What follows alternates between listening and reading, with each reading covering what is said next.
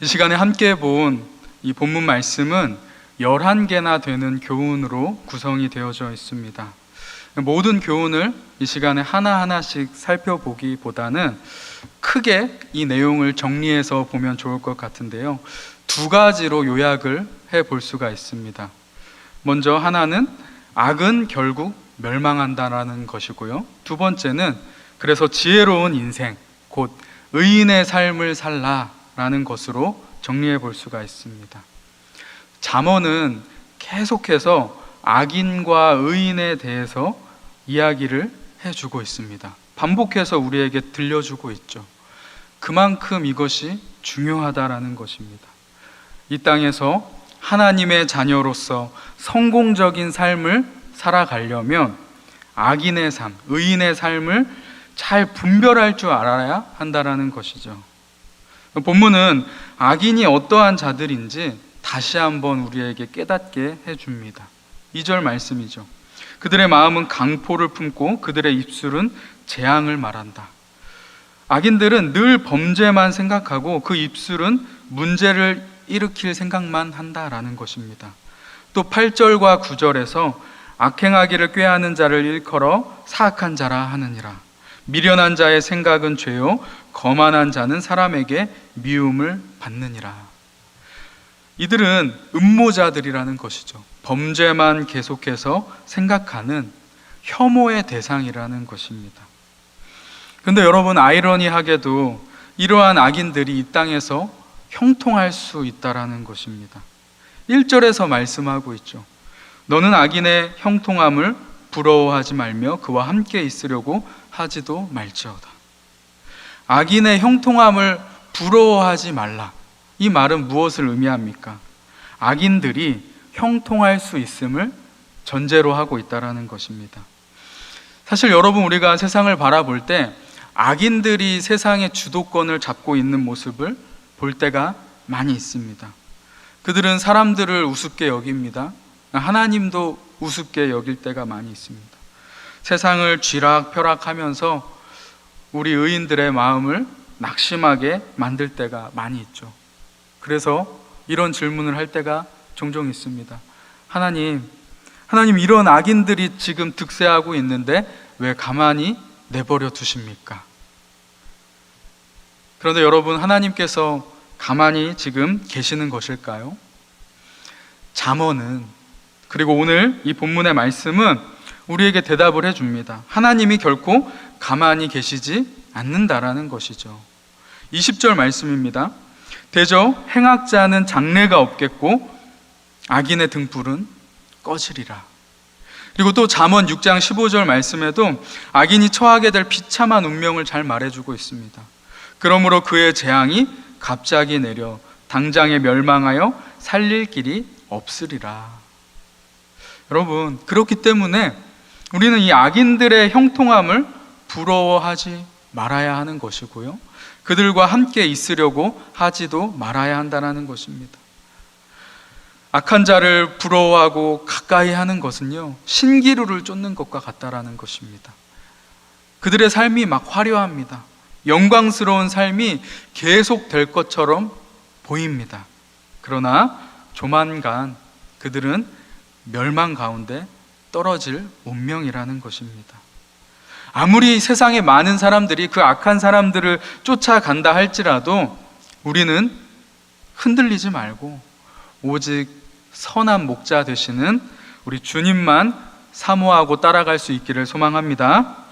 우리는 완성된 하나님의 나라에 지금 살고 있지 않기 때문입니다. 우리는 이 땅에서 고난을 받을 수도 있고요, 악인들이 형통하는 그 모습을 볼 수도 있습니다.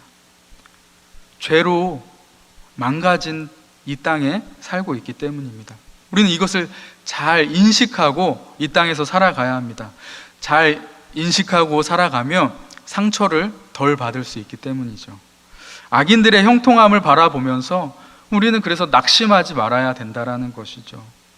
10절에서 말씀하고 있습니다. 내가 만일 환난 날에 낙담하면 내 힘이 미약함을 보임이니라. 만약 우리가 낙심한다면요, 나의 내면의 힘이 부족하다라는 것을 보여줄 뿐이라는 것입니다. 나의 신앙의 힘이 약하다라는 것을 보여주는 것뿐이라는 것이죠. 그렇기 때문에 우리는 어떠한 자세로 살아가야 하겠습니까? 16절에서 말씀하고 있습니다. 대저 의인은 7번 넘어질지라도 다시 일어나려니와 악인은 재앙으로 말미암아 엎드려지느니라. 악인은 하나님께서 보시고 계시고 결국에는 심판할 것이기 때문에 반드시 무너집니다. 그러나 의인은 다시 일어날 것이라는 말씀입니다. 우리는 넘어질 수 있습니다. 그러나 7번 넘어진다 할지라도 다시 일어나는 그러한 강한 주님의 자녀들이 될 수 있기를 소망합니다. 오늘도 세상 바라보면서 넘어져 있는 분들 있다면, 또 지쳐 있는 분들 있다면 하나님 바라보면서 다시 일어나실 수 있기를 간절히 소원하고 소망합니다. 다시 일어나는 자가 진정한 승리자라는 것이죠. 오늘 우리는 이 말씀을 생각하면서 잠언이 주는 또 한 가지의 교훈이 있습니다. 악인은 반드시 무너질 것이고요, 우리는 다시 일어날 것이기 때문에 그 악인들이 무너질 때 막 기뻐하지 말라라는 거예요. 17절에 말씀하고 있죠. 원수를 대하는 그 기준이 내 생각이 되어서는 안 되고 하나님이 가르쳐 주신 그 사랑이 기준이 되어야 한다는 겁니다. 이 원수로부터 정말 완벽하게 승리를 거두려면 그들을 사랑의 눈으로 바라보아야 한다는 것이죠. 자비의 마음을 품어주라는 것입니다. 이것이 진정한 강자의 모습이라는 것입니다. 그들의 넘어짐을 보고 즐거워하고 기뻐하는 것이 아니라 오히려 그들의 모습을 교훈으로 삼아서 나의 신앙을 돌아볼 줄 알아야 된다는 것이죠. 이러한 진정한 승리자의 모습을 가지고 우리는 지혜로운 인생을 살아가야 되는 줄 믿습니다. 그래서 오늘 본문의 두 번째 주제이죠. 지혜로운 인생을 살아가는 것입니다. 어떤 게 지혜로운 인생이겠습니까? 오늘 본문은요, 이 지혜로운 삶을 집을 짓는 것에 비유하여서 우리에게 말씀해 주고 있습니다. 3절과 4절의 말씀이죠. 집은 지혜로 말미암아 건축되고 명철로 말미암아 견고하게 되며 또 방들은 지식으로 말미암아 각종 귀하고 아름다운 보배로 채우게 되느니라. 집을 짓는 데 있어서 여러분 가장 중요한 것은 무엇이 될까요? 바로 잘 설계를 하는 것입니다. 아주 치밀하고 지혜롭게 설계가 되고 그에 따라서 집을 지을 때 그 집이 견고하게 되어질 수 있는 것입니다. 그래서 여러분 고층 건물을 지을 때는 아주 세심하게 설계가 되는 것을 우리는 알 수가 있습니다.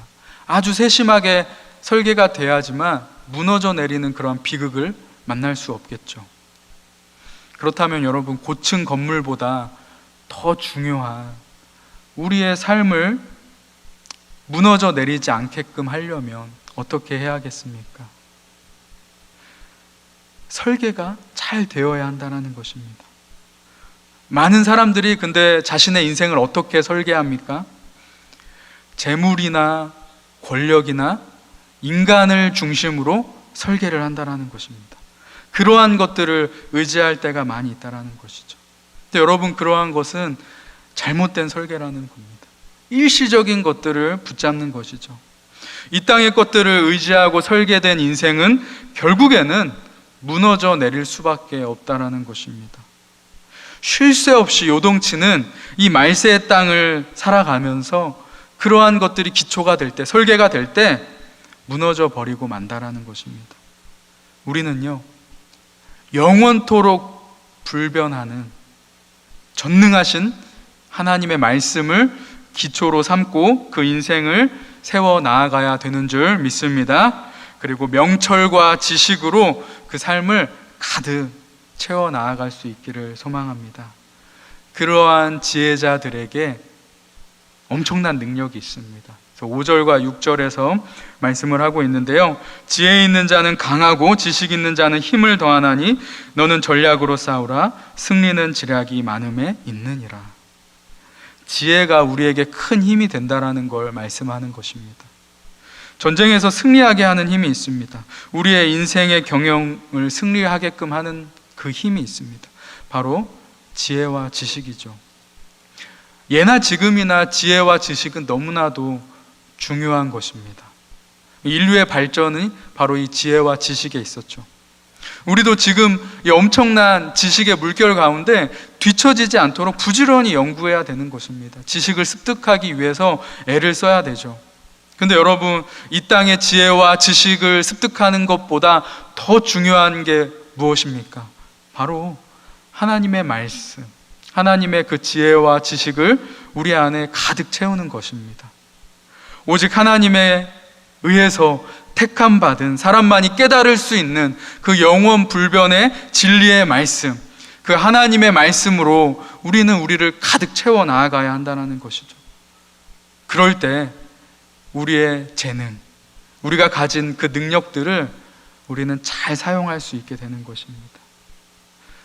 저와 여러분 모두가 이 잠언의 말씀을 계속해서 읽어가면서 이러한 내면의 영적인 지혜가 풍성해질 수 있기를 다시 한번 축복합니다. 그래서 오늘 본문은 말씀을 꿀과 같이 여기는 삶을 살으라고 권면하고 있습니다. 13절과 14절의 말씀이죠. 내 아들아 꿀을 먹으라. 이것이 좋으니라. 송이꿀을 먹으라. 이것이 내 입에 단이라.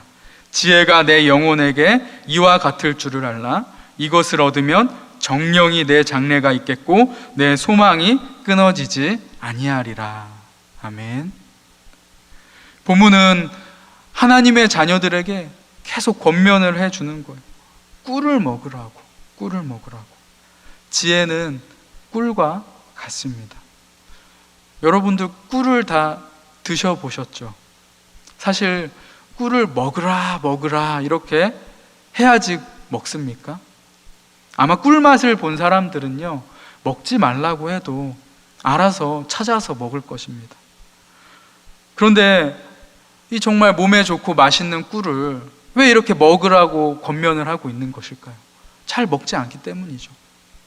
왜 안 먹습니까? 이 엄청난 유익이 있는 이 지혜의 말씀, 이 하나님의 말씀을 우리는 왜 가까이 하고 있지 않은 것입니까? 이 맛을 보지 못하였기 때문입니다. 이 땅에 아무리 좋은 것이 많다 한들 하나님이 주신 이 말씀에 비할 것은 아무것도 없습니다. 우리의 영혼도 살리고 물론 육신까지도 살리는 이 최고의 보배이고 양약이 되는 이 지혜의 말씀을 우리가 진정으로 맛보게 된다면 우리는 이 말씀을 떠나지 않게 될 것이라 믿습니다. 이 말씀을 여러분 계속하여 맛보실 수 있기를 소망합니다. 그래서 이 말씀의 능력이 우리 삶 가운데 정말 충만하게 나타날 수 있기를 소원합니다. 이 꿀이 우리 몸에서 정말 좋은 반응을 일으키듯이 이 하나님의 말씀을 잘 받아들이고 정말 능력으로 나타날 수 있기를 원합니다. 이제 말씀을 정리하도록 하겠습니다. 여러분, 우리는 악인의 형통함을 부러워하는 삶이 아니라 이 지혜의 말씀, 이 능력의 말씀을 가진 삶이 되어서 오히려 이 악인들을, 이 어리석은 사람들을, 미련한 사람들을, 이 사망의 길로 끌려가고 있는 이 어리석은 자들을 건져주는데 앞장서는 그러한 축복의 통로가 되어야 될 줄 믿습니다. 진정한 지혜자가 되기를 소망합니다. 이 새벽에 하나님, 저를 이 말씀 위에 든든히 세워주십시오. 어떠한 풍파 가운데도 흔들리지 않고 정말 견고한 신앙으로 이 땅을 살아가면서 주위의 사람들도 정말 지혜로 돕고 세우는 진정한 지혜자, 승리자가 될 수 있게 해달라고 기도하고 응답받는 복된 시간 되기를 예수님의 이름으로 축복드립니다.